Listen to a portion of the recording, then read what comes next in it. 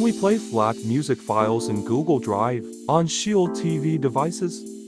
Yes, you can. Watch this video and learn. But before you start, you need to have Google Drive installed on Shield TV. Follow this video and install it first. Let's start. Open Google Play Store.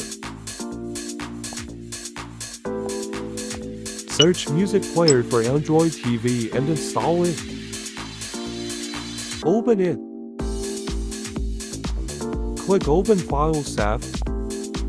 Select Google Drive and choose Folder. Select all you want, then select. It takes time to buffer, depending on file size and your bandwidth. Since you selected multiple files, you can play all of them until you close the player.